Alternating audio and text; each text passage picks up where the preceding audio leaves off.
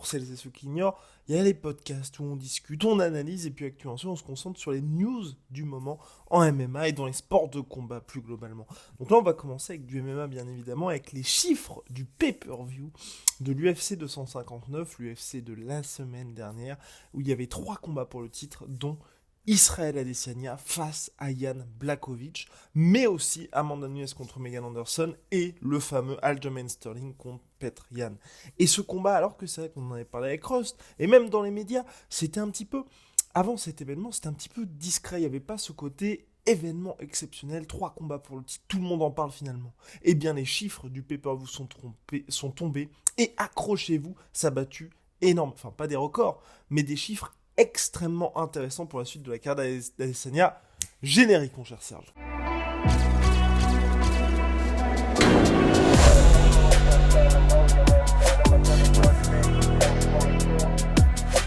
Soit. Et donc oui, l'UFC 259, Israel Adesanya contre Jan Blachowicz a tout simplement fait 800 000 achats de pay-per-view à l'international, enfin dans le monde entier, 600 000 aux États-Unis, 200 000 à l'international. C'est extrêmement impressionnant comme chiffre, parce que là, oui, je vous vois venir avec... Oui, Conor McGregor a fait 1,6 million contre Dustin Poirier, mais sauf que dans le MMA, si vous voulez, il y a Conor McGregor qui est la superstar, on le répète à chaque fois, qui est plus grand que son sport aujourd'hui, et il y a les autres. Khabib, souvenez-vous, avait fait à peine 700 000, je crois, lors de son combat contre Justin Gaethje, alors que pourtant, Khabib, vous en conviendrez, est une superstar et peut-être aussi plus grand que son sport. Mais voilà, il y a le monde de Conor McGregor et il y a le reste du monde. Et peut-être aussi un petit peu, allez, on va dire Jorge Masvidal aujourd'hui, qui a réussi, mine de rien, à faire en sorte qu'il y ait une véritable communauté derrière lui, une communauté qui achète des pay-per-view. Et donc Israel Adesanya avec ses 800 000 pay-per-view face à Jan Blachowicz, c'est hyper impressionnant parce que on en parlait avec Rust avant cet épisode. Bah, tout simplement contre Paulo Costa déjà, Israel Adesanya avait fait son meilleur score avec 700 000 pay-per-view vendus dans le monde. Donc 100 000 de moins que sur l'UFC 259, mais à la différence de cette UFC-là, contre Paulo Costa, il y avait du trash talking. Il y avait une rivalité qui s'était construite au fil des mois. Souvenez-vous, Paulo Costa était présent en octobre 2019 quand Israel Adesanya a remporté la ceinture face à Robert Whittaker. Il avait fait le voyage jusqu'en Australie au stade. Ensuite, il y avait les caméras de l'UFC après la victoire d'Israël Adesanya qui étaient là pour bien filmer les deux hommes, leurs échanges, et on voyait vraiment qu'il y avait quelque chose de réel entre eux, qu'ils ne s'aimaient pas tout simplement, et le combat devait se faire en février. Donc la marche, on va dire, toute la machine marketing de l'UFC était en marche pour que ce soit un énorme succès. Entre-temps, Paulo Costa s'est blessé au biceps, Yoel Romero a pris la place de Paulo Costa, Adesanya a battu Romero, et on a eu encore des échanges, énormément d'échanges entre les deux hommes, par médias interposés bien évidemment, et beaucoup de trash talking. Lors du face-à-face d'avant combat, c'est Dana White qui l'a dit, eh bien, le face-à-face a tout simplement battu des records pour l'UFC en termes de vues, je crois sur Instagram, peut-être même sur YouTube, mais enfin bref, ça a été vraiment un énorme succès pour l'UFC, et là, Dana White a dit, ok, là il se passe quelque chose, au niveau des trends, c'est en train de, donc des tendances, on est en train de se rapprocher d'un véritable succès en pay-per-view, et donc il avait fait 700 000. Mais 700 000 pour toutes les raisons que j'avais évoquées précédemment, qui sont donc, somme toute, logiques. Là, contre Jan Blachowicz, on avait ce sentiment que, sportivement, c'était un véritable test pour Israel Adesanya. Selon Eugene Berman, le coach d'Israel Adesanya, c'était bien évidemment un énorme test. Mais c'est vrai qu'il n'y avait pas ce côté, bon, on sent qu'il va se passer quelque chose. Et puis, je rappelle souvent cet événement-là, l'UFC 245, il y avait aussi 3 combats pour le titre. Il y avait donc Colby Covington contre Kamaru Usman, Max Holloway contre Alexander Volkanovski et Amanda Nunes contre Germaine Darandami. Pourtant, la salle était à moitié vide de la T-Mobile Arena était à moitié vide.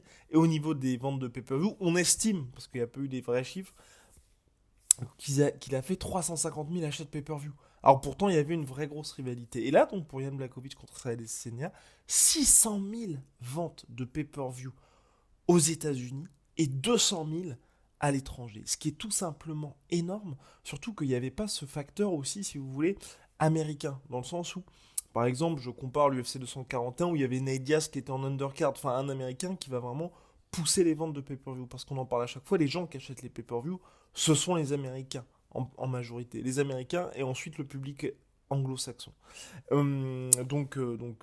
tout simplement les Britanniques et les Australiens. Là, on est sur quelque chose qui montre que Israël Adesanya est bien devenu une star de l'organisation. On en parlait avant le podcast, on disait en cas de victoire, là, il pourrait vraiment, vraiment exploser Israël Adesanya. Là, le prochain combat va être intéressant à suivre, je vais en parler dans quelques minutes, mais ça veut dire, avec ce combat contre Jan Blachowicz, on a cette confirmation, si vous voulez. Et c'est ça qui fait toute la différence et qui risque de vous montrer un petit peu pour la suite les peut-être traitements de faveur auxquels va avoir droit Israël Adesanya. Parce que là, il est passé de, si vous voulez, tout le monde peut avoir un énorme succès en pay-per-view et ensuite, on va dire, rentrer dans le moule. Pourquoi ? Parce que on va vendre plein de pay-per-view par une rivalité, par un combat pour tel ou tel record, mais ensuite on revient aux affaires courantes. Là, ce qui s'est passé, c'est qu'Israël Adesanya a eu ce gros succès en pay-per-view contre Paulo Costa. Et le prochain combat, c'est contre Jan Blachowicz, on est en mode, tiens, on va savoir. Et là, ce qui s'est passé, c'est qu'avec les 800 000, il entre dans le cercle des stars de l'UFC, au même titre que John Jones, si vous voulez. John Jones n'a jamais été une grosse star de pay-per-view jusqu'à son combat contre Daniel Cormier, le premier contre Daniel Cormier. À partir de ce moment-là, il y a eu ce combat contre Daniel Cormier, et ensuite, c'était un peu la question là aussi de est-ce que John Jones, avec son seul nom, c'est vraiment ça, avec son seul nom, va-t-il pouvoir vendre ? Je reprends l'exemple de Conor McGregor. Conor McGregor, aujourd'hui, même quand il affronte Donald Cowboy Cerrone, il fait 1 million de pay-per-view vendus. Alors qu'il n'y a pas d'enjeu sportif, il n'y a pas de grosse rivalité entre les deux hommes. Voilà. Et Donald Cerrone, c'est une star. Mais c'est pas une superstar de l'organisation non plus. Aujourd'hui, avec son seul nom, Conor McGregor contre Rust demain, ça fait 1 million de pay-per-view si vous voulez. Donc Israël Adesanya, là avec Jan Blachowicz, il est à 800 000 PPV, c'est tout simplement énorme pour lui, et ça montre bien qu'il est devenu aussi un needle mover, comme dit Dana White, et que là il peut, justement, pas faire un petit peu ce qu'il veut, mais il a un peu du poids dans l'organisation, et c'est ce qu'il a dit, et c'est pour ça que j'en viens à la suite pour Israël Adesanya. Il n'abandonne pas cette idée de revenir tâter un petit peu du Polish power, de la puissance polonaise dans les années à venir. Donc là, ça ne s'est pas passé comme prévu, il a perdu par décision unanime, perdu nettement d'ailleurs, et là, il va revenir aux affaires courantes en middleweight. Donc en middleweight, ce qui est intéressant, c'est qu'on voit que l'UFC a un petit peu préparé la suite. Parce que dès le 10 avril prochain, il y a le combat entre Marvin Vettori et Darren Till.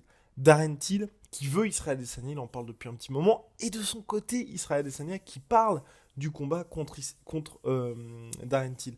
Pour l'UFC, ce serait parfait, parce que tout simplement, les deux hommes ont une certaine rivalité, sont assez bankable, parce que par exemple, là quand même, le combat Darren Till-Marvin Vettori, il passe sur ABC aux États-Unis, sur ESPN+, la plateforme d'ESPN, ESPN+, et ABC en direct, et aussi est aux horaires européen, donc ça fait plaisir pour nous, on n'aura pas à faire nuit blanche, et en plus sur ABC aux États-Unis. Donc c'est un petit peu deux choses qui montrent bien que l'UFC a envie de banquer un petit peu sur ce combat-là pour la suite, bien évidemment en misant sur une victoire de Darren Till.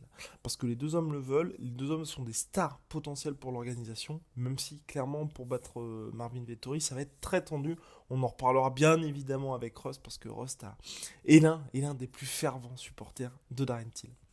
Donc il y a ce combat-là entre le numéro 4 et le numéro 5 le 10 avril.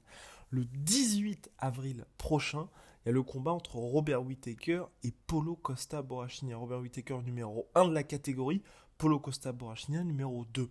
Donc là aussi, un combat qui aura des incidences sur le prochain title shot. Sans toute vraisemblance, on en a parlé avec Rust, Robert Whittaker mérite 1000 fois et aurait mérité que ce prochain combat soit pour le titre. Et là, moi, je ne peux m'empêcher de penser que quelque part, l'UFC avait déjà pensé à ça et s'était dit, ok, au cas où Israël Adesanya venait à battre Jan Blachowicz, il ne serait pas redescendu en middleweight avant un petit moment, parce qu'il y avait cette tentation du combat, du super fight contre John Jones, et d'autres aspirations, bien évidemment. Son coach Eugene Berman a parlé récemment qu'il y avait des volontés de la part d'Adesanya de monter jusqu'en heavyweight pour affronter le vainqueur de Ngannou Miocic, si le vainqueur venait à être Stipe Miocic, puisqu'Israël Adesanya est très proche de Francis Ngannou.